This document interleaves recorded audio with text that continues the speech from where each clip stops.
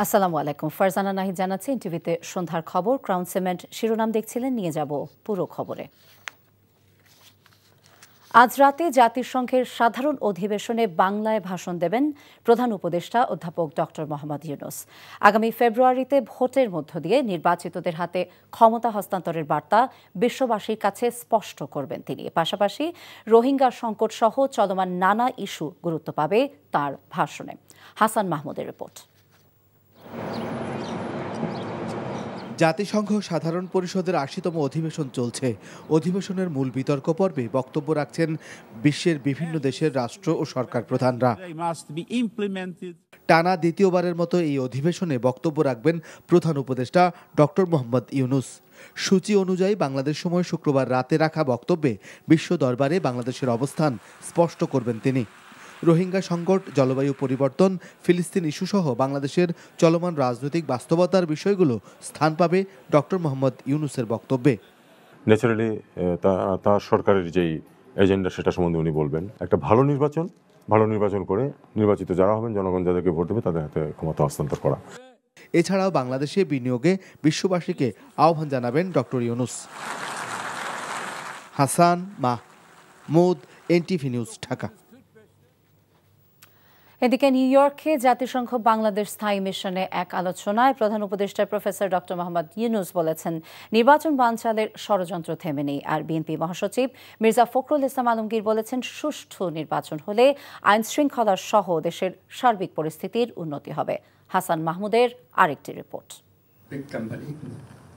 জাতিসংঘের অধিবেশনে যোগ দিতে যুক্তরাষ্ট্র সফররত প্রধান উপদেষ্টা ডক্টর মোহাম্মদ ইউনূস এবং তার সফরসঙ্গী বিএনপি, জামায়াত ও এনসিপি প্রতিনিধিরা বৃহস্পতিবার জাতিসংঘ বাংলাদেশ স্থায়ী মিশনে শ্রম অধিকার বিষয়ক এক আলোচনায় অংশ নেন। কথা বলেন শ্রম অধিকার এবং বাংলাদেশের নির্বাচন প্রসঙ্গে।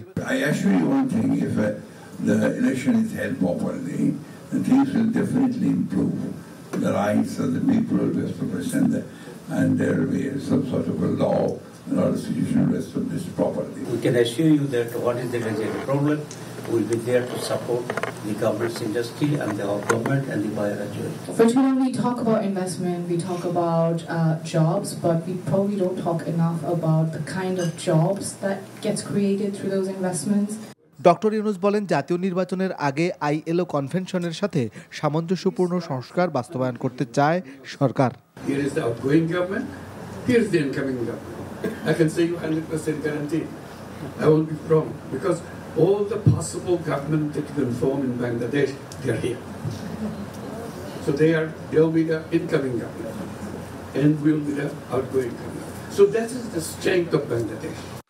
এর আগে অধিবেশনের সাইডলাইনে অনুষ্ঠিত বিশ্ব যুব কর্মসূচির ৩০তম বার্ষিকীতে ডক্টর ইউনূস বলেন, যুবশক্তির অন্তর্ভুক্তি ছাড়া টেকসই উন্নয়ন সম্ভব নয়। In Bangladesh, we witness an extraordinary power of youth. They rose with courage to end years of autocracy, reset our nation's course, and entrusted me with the responsibility of steering reforms and democratic transition. এছাড়া জাতিসংঘের মানবাধিকার বিষয়ক এক আলোচনায় অংশ নেওয়া ছাড়াও নেদারল্যান্ডসের প্রধানমন্ত্রী ও আলবেনিয়ার প্রেসিডেন্টের সাথে সৌজন্য সাক্ষাৎ করেন doctor Yunus. Hasan Mahmud, NTV news, Dhaka. সাম্প্রদায়িক শক্তি নির্বাচন বানচালের চক্রান্ত করছে বলে অভিযোগ করেছেন বিএনপি স্থায়ী কমিটির সদস্য গয়েশ্বর চন্দ্র রায়। রাজধানীর Lalbagh model school and college প্রাঙ্গণে শারদীয় দুর্গাপূজা উপলক্ষে শুভেচ্ছা বিনিময় অনুষ্ঠানে তিনি কথা বলেন। নির্বাচনের স্বার্থে বিএনপি চুপ করে আছে জানিয়ে তিনি বলেন, নির্বাচনের জন্য তার দল পূজার পর মাঠে নামবে কিনা তা সরকারের সদিচ্ছার উপর নির্ভর করছে। ভোটে না জিতলেও জামায়াত ইসলামীর অন্য পদ্ধতিতে সংসদে আসার ইচ্ছা আছে বলে মন্তব্য করেন গয়েশ্বর। দল যাকে মনোনীত করবে তার পক্ষে ভোট চাইতে নেতাকর্মীদের প্রতি আহ্বান জানান তিনি। যারা ভোটে জয়লাভ করবেন না, অন্য পদ্ধতিতে আপনাকে পার্লামেন্টে আসতেই হবে এমন তো প্রয়োজন নাই। ফ্যাসিবাদীরা গোপনে আঘাত করছে এবং কোনো কারণে যদি নির্বাচন না হয় তাহলে ফ্যাসিবাদ লাভবান হবে। সেই কারণেই ফ্যাসিবাদের চেয়ে কিন্তু সাম্প্রদায়িক শক্তি আরো ভয়াবহ। পিআর পদ্ধতি এবং জুলাই সনদের ভিত্তিতে জাতীয় নির্বাচন সহ 5 দফা দাবিতে সারা দেশে বিক্ষোভ সমাবেশ করেছে জামায়াতে ইসলামীর নেতাকর্মীরা। সকালে কেন্দ্রীয় কর্মসূচির অংশ হিসেবে পিআর পদ্ধতির সহ 5 দফা দাবি আদায় বিক্ষোভ মিছিল এবং সমাবেশ করে ব্রাহ্মণবাড়িয়ায় জেলা জামায়াতে ইসলামী। জেলা পরিষদ মার্কেট থেকে বিক্ষোভ মিছিলটি বের হয়। একই দাবিতে সকালে কুষ্টিয়ায় বিক্ষোভ সমাবেশ করেছে দলের নেতাকর্মীরা। সদর উপজেলা জামায়াতের আয়োজনে চোরহাস এলাকায় বিক্ষোভ মিছিলটি হয়। লক্ষ্মীপুর শহরের দক্ষিণ তেমুহনী থেকে মিছিল বের করে জামায়াতে ইসলামীর নেতাকর্মীরা মিছিলটি শহর প্রদক্ষিণ করে। পিআর পদ্ধতি এবং জুলাই সনদের ভিত্তিতে নির্বাচন সহ 5 দফা দাবিতে নারায়ণগঞ্জে বিক্ষোভ মিছিল এবং সমাবেশ করেছে মহানগর জামায়াতে ইসলামী। এছাড়াও 5 দফা দাবিতে গোপালগঞ্জ, কিশোরগঞ্জ, দিনাজপুর, সাতক্ষীরা, বাগেরহাট সহ দেশের বিভিন্ন স্থানে সমাবেশ এবং বিক্ষোভ মিছিল করেছে দলীয় নেতাকর্মীরা।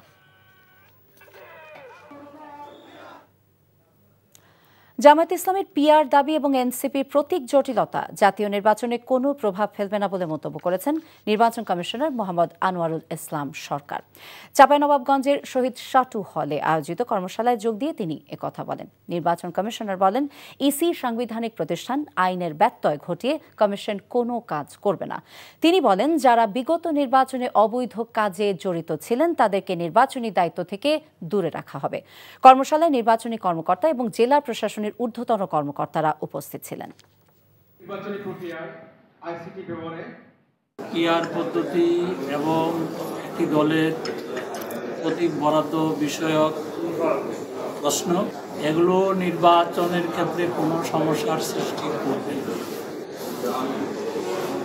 কারণ হচ্ছে নির্বাচন কমিশন সাংবিধানিক প্রতিষ্ঠান, বিদ্যমান আইনের আওতায় সে সমস্ত কাজ করে যাচ্ছে এবং করবে।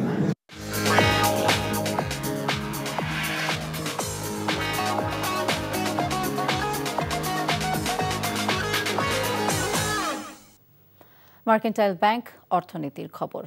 শরিয়া ভিত্তিক 5টি ব্যাংক একীভূতকরণের প্রক্রিয়ায় ভোগান্তিতে গ্রাহকেরা রয়েছে। প্রয়োজন মতো টাকা না পাওয়ার অভিযোগ। যদিও কেন্দ্রীয় ব্যাংক বলছে একীভূতকরণ করায় এই ভোগান্তি নয়, বরং তারল্য সংকটের কারণেই টাকা দিতে পারছে না সংশ্লিষ্ট ব্যাংকগুলো। তবে গ্রাহকদের আতঙ্কিত না হবার আহ্বান জানিয়েছে কেন্দ্রীয় ব্যাংক। মেজবাহ হাসানের রিপোর্ট। ক্ষুদ্র ব্যবসায়ী মুস্তাক আহমেদ কয়েকদিন আগে একটি ডিপোজিটের মেয়াদ শেষ হলেও একবারে পাননি সব টাকা। ধাপে ধাপে টাকা নিতে হচ্ছে, যার কারণে ব্যবসা চালানো কঠিন হয়ে উঠছে তার জন্য। একাধিক ব্যাংকের শেয়ার হোল্ডার থাকায় কেন্দ্রীয় ব্যাংকের একীভূতকরণের সিদ্ধান্তে সেটিও নিয়ে রয়েছে সংশয়। আমার একটা এফডিআর ছিল এক্সিম ব্যাংকে, তো আমি টাকাটা ভাঙছি, কিন্তু ওদের এমন একটা অবস্থা হয়ে দাঁড়াচ্ছে, রিকোয়েস্ট করার পর প্রতি সপ্তাহ 10,000 করে দিচ্ছি। গ্লোবাল ইসলামে কিছু শেয়ার কিনে আছে, তো যে পরিস্থিতি দাঁড়াচ্ছে ভয় পাচ্ছি আমরা, কোনো টাকা দেওয়া হবে না, এগুলো এমন ধরনের আমরা মেসেজ পাচ্ছি। আসলে কোনটা রাইট কোনটা রং সেটা আমরা এখনো জানি না। শরিয়া ভিত্তিক 5 ব্যাংকে একীভূতকরণের সিদ্ধান্তের পর থেকে এমন ভোগান্তিতে শিকার হাজারো গ্রাহক। এটি 5,25,000 টাকার একটি চেক, যেটি এক্সিম ব্যাংকের। এই গ্রাহক এক্সিম ব্যাংকের কারওয়ান বাজার শাখায় গেলে টাকা উত্তোলন করতে পারেননি। কেন টাকা উত্তোলন করতে পারলেন না সেটি আমরা জানতে চাই। এখন আমরা যাব এক্সিম ব্যাংকের কারওয়ান বাজার শাখায়। এক্সিম ব্যাংক রাজধানীর কারওয়ান বাজার শাখা। দুপুর গড়িয়ে বিকেল, নেই কোনো গ্রাহকের আনাগোনা। বছরের শুরুতে নিয়মিত 20 থেকে 30 লাখ টাকা লেনদেন হলেও এখন তা প্রায় শূন্যের কোটায়। হঠাৎ কেন এমন দশা? প্রশ্ন ছিল শাখা ম্যানেজারের কাছে। আমাদের কয়েক মাস খুব ভালোই গেল, এর মধ্যে হঠাৎ করে মার্জারের কথাটা আসলো, তখন গ্রাহকরা আতঙ্কিত হয়ে গেল। এই আতঙ্ক হওয়ার কারণে গ্রাহকরা এখন আর টাকা জমা দিচ্ছে না, শুধু টাকা তুলছে। আর বিভিন্ন সেবাদানকারী প্রতিষ্ঠান ওরাও এই মার্জার প্রক্রিয়ার কথা শুনে তারাও বিভিন্ন বিলগুলা, কালেকশন বিলগুলা বন্ধ করে দিল, যে কারণে সেখান থেকে আমরা কোনো প্রসিড পাচ্ছি না। এমন অবস্থায় গ্রাহকদের ধৈর্য ধরার আহ্বান জানিয়েছেন বাংলাদেশ ব্যাংকের মুখপাত্র। তবে শেয়ার হোল্ডারদের বিষয়ে এখনো কোনো সিদ্ধান্তে আসতে পারেনি কেন্দ্রীয় ব্যাংক। তাদের কাছে আজকে তারল্য নেই, এই কারণে তারা তাদের নির্বাচনের জন্য হোক বাংলাদেশ ব্যাংকের কাছে দায়িত্বটা সুইচ করে দিচ্ছে। আস্থার জায়গাটা ফিরিয়ে আনতে চাচ্ছে। এই আতঙ্কিত হওয়ার কিছু নাই, তারা আস্থাটা ব্যাংকে যাতে ফিরে আসে, তবে এই মার্জার প্রসেসটা সফল হবে আর কি। শেয়ার হোল্ডারদের একটা মেসেজ দিয়ে দিতে, ওটার ব্যাপারে এখনো কাজ চলতেছে, কিছু বলার মতো অবস্থা এখনো নেই। ব্যাংকগুলোতে প্রশাসক নিয়োগের পর লেনদেন স্বাভাবিক হওয়ার প্রত্যাশা করছে কেন্দ্রীয় bank. Misbah Hasan, NTV news, Dhaka. Soybean তেলের দাম বাড়ানোর ঘোষণা আসার আগে অস্থির বাজার। বিক্রেতারা বলছেন বিতরণকারী কোম্পানিগুলো কমিশন অর্ধেকেরও বেশি কমিয়ে দিয়েছে। তেল মিলবে কিনা বা দাম কত হবে তা নিয়ে আতঙ্কে আছেন ক্রেতারা। সবজির বাজারেও গেল সপ্তাহের চেয়ে দাম বেড়েছে ব্রয়লার মুরগির দামও, তবে কিছুটা কমেছে সোনালী মুরগির দাম। আর ডজনে 5 টাকা কমে 135 টাকায় বিক্রি হচ্ছে লাল ডিম। সেলিম মালিকের রিপোর্ট। আন্তর্জাতিক বাজারে গত জুলাই মাসে সয়াবিন তেলের দাম টন প্রতি $128 বেড়ে দাঁড়ায় প্রায় $1360। গত আগস্টে কমে প্রায় অর্ধেক $62। চলতি মাসেও দাম কমতির দিকে। এমন বাস্তবতায় লিটারে 10 টাকার দাম বাড়াতে বাণিজ্য মন্ত্রণালয়ে চিঠি দিয়েছে সরবরাহকারী কোম্পানিগুলো। তাতে সরকার সাড়া না দিলেও বাজারে তৈরি হয়েছে অস্থিরতা। সরবরাহটা বলতে আমরা সরবরাহ তেল অজস্র সরবরাহ আছে, কিন্তু আপনার তেলের যে দাম, আপনার জন্য আপনার যে 5 লিটার তেল যে আমরা ওদিনও কিনে এসেছি আপনার 880 টাকা ফ্রেশ তেল, কালকে কিন্তু এসে 90 টাকা। তেল কোম্পানিগুলা যেগুলো করছে আপনার আমাদের যে কমিশনটা আগের, ওই কমিশনটা কমায় দিছে। ডিলার পয়েন্টে তেল নেই, বাট মার্কেটে কিছু তেল আছে। বেশ চড়া সবজির বাজার, বেশিরভাগই প্রায় 100 টাকা ছুঁই। বৃষ্টি বাদল হইতেছে তো তার জন্য একটু দাম বেশি, আমদানি কম, একটু দাম বাড়ছে। কিছুই দাম বেশি এবং সবকিছুই নাগালের বাইরে, সাধারণ মানুষের ক্রয় ক্ষমতার বাইরে চলে গেছে। সপ্তাহের ব্যবধানে ব্রয়লার মুরগিতে কেজিতে 10 টাকা বাড়লেও সোনালীতে কমেছে 20 টাকা। ব্রয়লার শুরুটা ছিল 170 টাকা, এখন হয়েছে 180। আর সোনালী মুরগি ছিল 310, 300, এখন এটা হলো 280, 90 এরকম। সরবরাহ বাড়ায় ডজনে 5 টাকা কমেছে ডিমে। গত সপ্তাহে লাল ডিম ছিল 140, এখন 135, আর সাদা ডিম ছিল 130, এখন 125 টাকা। এদিকে ভারত থেকে আমদানি শুরুর পর কয়েক সপ্তাহ ধরে কমছে চালের দাম। এভারেজ তারপর 2 থেকে 3 টাকা 4 টাকা কমছে, তার না এভারেজ 4 টাকা কমছে সব চালে, বস্তা 200 টাকা আমদানির পর থেকে। বাজারে গেল সপ্তাহের দামে বিক্রি হচ্ছে বেশিরভাগ দেশি মাছ। কেজিতে 100 টাকার মতো কমেও ইলিশ বিক্রি হচ্ছে 2000 টাকার উপরে। সেলিম মালিক, এনটিভি নিউজ, ঢাকা।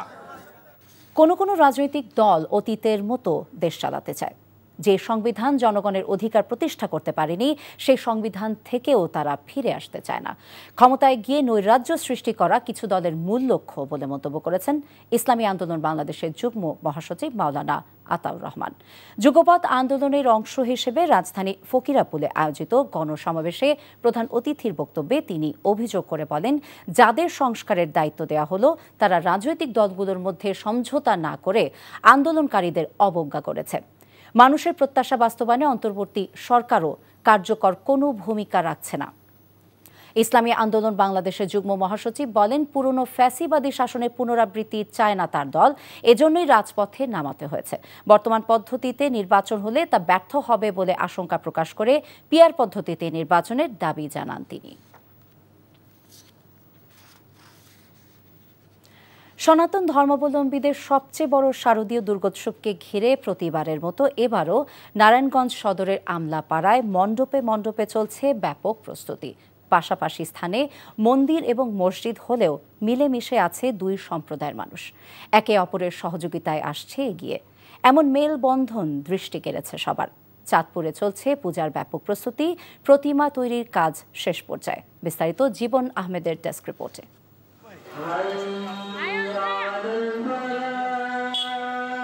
নারায়ণগঞ্জ সদরের আমলাপাড়া, একই স্থানে মসজিদ ও মন্দির রয়েছে। মসজিদে আজান ও মন্দিরে গীতা পাঠ হলেও আজও কোনো বিভেদ তৈরি হয়নি দুই সম্প্রদায়ের মানুষের মাঝে। মিলেমিশে যুগ যুগ ধরে বসবাস করছেন। দুই সম্প্রদায়ের মেলবন্ধন দৃষ্টি কেড়েছে সবার। শারদীয় দুর্গোৎসবকে ঘিরে প্রতিমা তৈরির কাজ প্রায় শেষ। একই স্থানে মসজিদ মন্দির থাকায় আজান হলে মন্দিরের বাদ্যযন্ত্র বন্ধ করে দেওয়া হয়। মুসলমানরা মন্দিরের ধর্মীয় অনুষ্ঠানে সার্বিক সহযোগিতা করেন।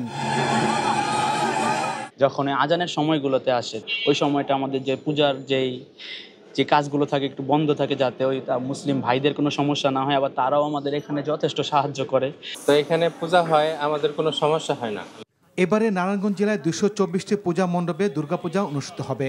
ধর্মীয় ভাবগম্ভীর্য বজায় রেখে আমরা নতুনত্ব প্রতিস্থাপন করি। এবারও তার ব্যতিক্রম ঘটে। আমরা একটা এবার দেশীয় কালচারকে আমরা ফুটিয়ে তুলেছি। আমরা দেখেছেন যে আমাদের দেশীয় আপনার বাঁশ বা খেজুর পাতা, ধান, কাঠ এগুলা দিয়ে আমরা এবার মন্দিরটা সাজিয়েছি। এদিকে সনাতন ধর্মাবলম্বীদের সবচেয়ে বড় ধর্মীয় উৎসব দুর্গাপূজা উপলক্ষে চাঁদপুরে বইছে উৎসবের আমেজ। চলছে শেষ মুহূর্তের প্রস্তুতি। প্রতিমা শিল্পীদের যেন দম ফেলার সময় নেই। দুর্গা উৎসবের আমাদের প্রতিমার কাজ, আলোকসজ্জা, লাইট এবং প্যান্ডেলের কাজ মোটামুটি শেষ পর্যায়ে। সকলের অংশগ্রহণে এবারে দুর্গাপূজা মিলন মেলায় পরিণত হবে বলে মনে করছেন আয়োজকরা। আমরা বিশ্বাস করি চাঁদপুরের সর্বস্তরের জনগণকে নিয়ে আমাদের এই শারদীয় দুর্গোৎসবটি আমরা সুন্দরভাবে সম্পন্ন করতে পারব। Jibon Ahmed, NTV news desk. Durga Puja উপলক্ষে যে সম্প্রীতির কথা বলা হয় তা বছর জুড়ে অব্যাহত রাখতে প্রয়োজনীয় ব্যবস্থা নেওয়ার আহ্বান জানিয়েছেন রাজধানীর ঢাকেশ্বরী মন্দির পরিচালনা কমিটির সভাপতি অ্যাডভোকেট সুব্রত চৌধুরী। সকালে ঢাকেশ্বরী মন্দিরের সংবাদ সম্মেলনে এই আহ্বান জানান তিনি। নিরাপত্তা দিতে গিয়ে সাধারণ মানুষের মধ্যে যেন ভীতি সৃষ্টি না হয় সে বিষয়ে সচেতন থাকতেও সরকারের প্রতি অনুরোধ তার। পূজার সময় রাজধানীতে মেট্রো রেল রাত 11টা পর্যন্ত চালু রাখা এবং মণ্ডপে নিরবচ্ছিন্ন বিদ্যুৎ সরবরাহের দাবি জানানো হয়। প্রতিমা বিসর্জনের দিন প্রশাসন সহ সবার সহযোগিতাও চান পরিষদ নেতারা। এবছর সারা দেশে 33,355টি পূজা মণ্ডপে শারদীয় দুর্গা পূজা অনুষ্ঠিত হবে বলে জানানো হয় সংবাদ সম্মেলনে। জনগণের সমর্থন নিয়ে দলমত নির্বিশেষে সকল শ্রেণী পেশার মানুষ সহ রাজনৈতিক নেতৃবৃন্দ তারা যেভাবে এই পূজা উৎসব সহ অন্যান্য ধর্মীয় উৎসবকে শান্তিপূর্ণ এবং নির্বিঘ্নে অনুষ্ঠানের জন্য যে পদক্ষেপ গ্রহণ করেছে তার জন্য আমরা তাদের সকলকে আন্তরিকভাবে অভিনন্দন জানাই, শুভেচ্ছা জানাই। আমরা আশা করব আগামী দিনও এই সাম্প্রদায়িক সম্প্রীতির যে পদক্ষেপ এবং বাণী প্রচার করা হচ্ছে সেটা অব্যাহত থাকবে। চোরাগোপ্তা হামলা করে আওয়ামী লীগ রাজনীতিতে পুনর্বাসিত হতে পারবে না বলে মন্তব্য করেছেন বিপ্লবী ওয়ার্কার্স পার্টির সাধারণ সম্পাদক সাইফুল হক। রাজধানীর ইঞ্জিনিয়ার্স ইনস্টিটিউশনে দলটির জাতীয় যুব কনভেনশনে যোগ দিয়ে এমন মন্তব্য করেন তিনি। সাইফুল হক আরও বলেন, কোনো কারণে ফেব্রুয়ারিতে নির্বাচন যদি ভেস্তে যায় তাহলে দেশের রাজনৈতিক নৈরাজ্য বাড়বে। এ সময় বর্তমান সরকারের সমালোচনা করে তিনি আরও বলেন, জাতিসংঘের সাধারণ পরিষদের সভায় যাদের সাথে করে নিয়ে যাওয়া হয়েছে তাদের কোনো নিরাপত্তা দিতে পারছে না সরকার।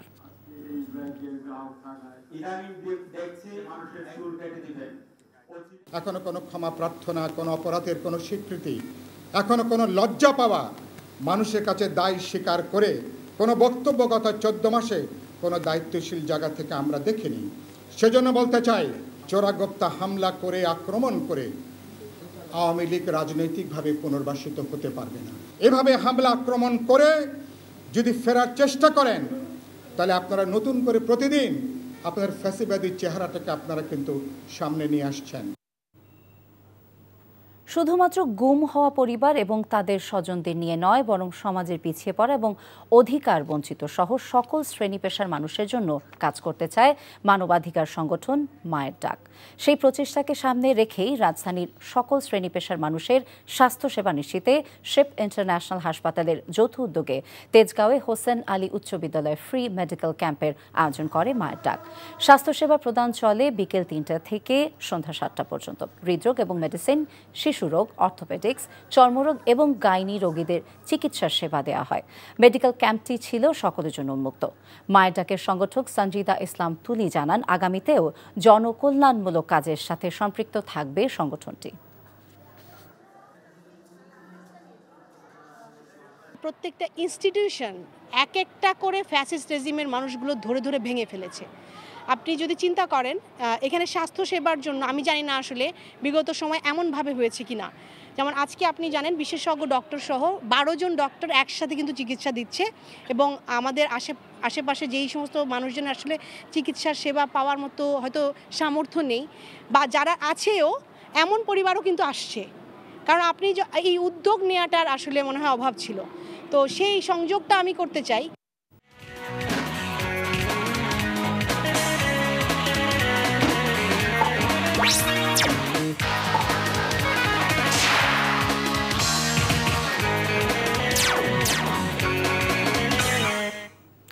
ইস্পাহানি প্রিমিয়াম টি খেলার খবর।